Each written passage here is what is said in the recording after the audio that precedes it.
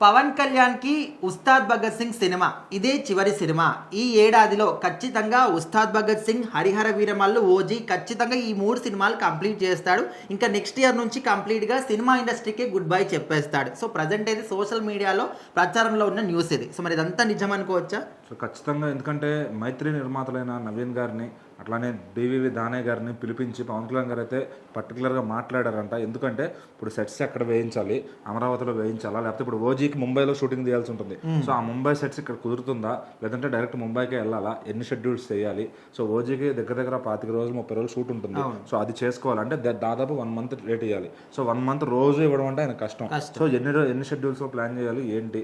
అట్లానే ఇప్పుడు హరిహర వీరమల్లుకి ఒక 4-5 రోజులు ఉంది. సో ఆ ప్రొడ్యూసర్ గారు అంటే ఇంకా పవన్ కళ్యాణ్ గారి మీద అభిమానంతో అయినా ఆయన ఏం మాట్లాడలేడు. బట్ వీళ్ళు ఏంటంటే ప్రెజర్ పెడతారు. వీళ్ళు బయట ప్రొడ్యూసర్స్ కాబట్టి, ఆయన అంటే మెగా ప్రొడ్యూసర్ కాబట్టి మాట్లాడలేడు. సో చెప్తారు కానీ ఆయన వినపని ఆయన ఏం అనుకోడు. ఇక్కడ వీళ్ళు మాత్రం ఒక బిగ్ స్కేల్ ప్రొడ్యూసర్స్ కాబట్టి వీళ్ళు ఖచ్చితంగా మాట వినరు. ఎందుకంటే నాకు ఇంతలో పని అయిపోవాలి, అగ్రిమెంట్ చేసుకున్నాము, డబ్బులు ఇచ్చాము. సో ఆ డబ్బులకి మాకు అది పవన్ కళ్యాణ్ ఉన్నా, చిరంజీవి గారు ఉన్నా, ఎన్టీఆర్ గారు ఉన్నా, ఎవరున్నా అదే పరిస్థితి.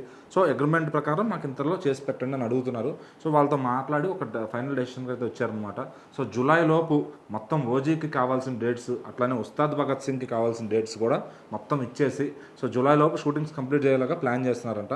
ఎందుకంటే ఈ 2 మంత్స్ మాత్రం మే, జూన్, జూలై ఏవైతే 3 నెలలు ఉందో ఈ 2-3 మంత్స్ కంప్లీట్గా ఇంకా ఆయన షూట్ మీద ఫోకస్ చేయబోతున్నారు. సో ఎందుకంటే ఇంకా చేయకపోతే ఇప్పటికి వాళ్ళకే లేట్ అయిపోతుంది. ఈయనటు ప్రజా సమస్యల్లో 100% నిమగ్నం అయిపోవాల్సి వస్తుంది అనమాట. సో అందుకని చెప్పి ఖచ్చితంగా ఈ 3 నెలల్లో ఏదన్నా ఉంటే చేసేసుకుని ఈ లోపు 1 year కూడా కంప్లీట్గా వస్తుంది కూటమి పూర్తయి.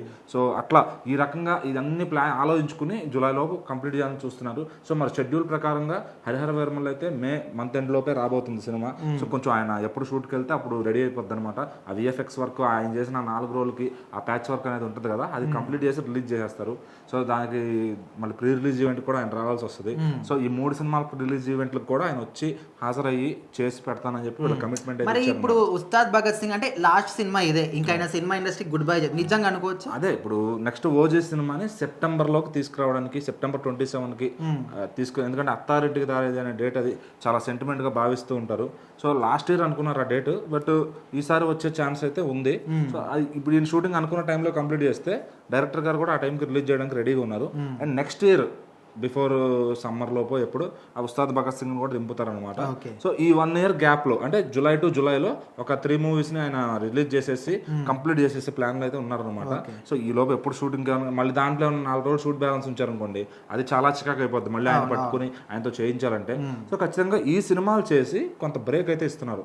కంప్లీట్గా మానేస్తారని ఆయన ఎక్కడా చెప్పలేదు. సో ఆయన చెప్పడం కూడా ఏంటంటే, నాకు మళ్ళీ డబ్బులు అవసరము అనుకుంటే పార్టీని నడిపించడానికి నాకు కష్టం అయితే కనుక నాకున్న ఏకైక ఆప్షన్ సినిమా అని ఆయన ఎప్పుడో చెప్పారు. సో ఇప్పుడే ఉస్తాద్ భగత్ సింగ్ షూటింగ్ కూడా అయిపోయిన తర్వాత జస్ట్ బ్రేక్ తీసుకుంటారు.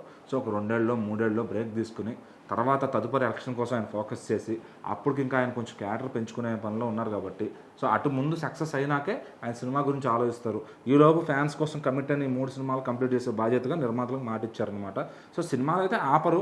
సో ఇన్ కేస్ మళ్ళీ ఒకవేళ పొలిటికల్గా ఏమైనా ఫెయిల్యూర్ అయినా, లేదంటే పొలిటికల్గా ఏమైనా గ్యాప్ వచ్చినా, ఆ గ్యాప్లో ఏదైనా కమిట్ అయితే మళ్ళీ ఫ్యాన్స్ కోసం సినిమా ఉంటుంది ఖచ్చితంగా. సో అది ఒక 5 ఏళ్ళు గ్యాప్ అవ్వచ్చు, 10 ఏళ్ళు. ఎలాగైతే చిరంజీవి గారు ఒక 10 ఏళ్ళు మనకు దూరం అయిపోయారో, సో అదేవిధంగా నేను 10 ఏళ్ళు దూరం అయిపోతారేమో. మళ్ళీ నేను ఒక 60 ఏళ్ళు వచ్చిన తర్వాత, 65 ఏళ్ళు వచ్చిన తర్వాత మళ్ళీ హీరోగా వస్తారేమో, చూడాలి. సో ఎప్పుడు వచ్చినా కానీ ఈయన క్రేజ్ తగ్గదు కాబట్టి సో ఈయన గ్యాప్ తీసుకుని రాజకీయాల్లో ఉన్న సక్సెస్ అయితే బాగుండని ఫ్యాన్స్ కోరుకుంటున్నారు.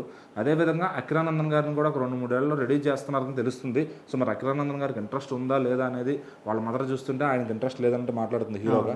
సో మరి అతను కూడా హీరో అయితే కానీ వీళ్ళ ఫ్యాన్స్ ఆకలి తీరదనమాట. ఎప్పుడైతే చిరంజీవి గారు బ్రేక్ తీసుకున్నప్పుడు రామ్ చరణ్ గారు వచ్చి ఇదిని కంటిన్యూ చేశారో, అదేవిధంగా పవన్ కళ్యాణ్ గారు బ్రేక్ తీసుకున్నప్పుడు ఖచ్చితంగా అఖిరా రావాలని ఫ్యాన్స్ కోరుకుంటున్నారు.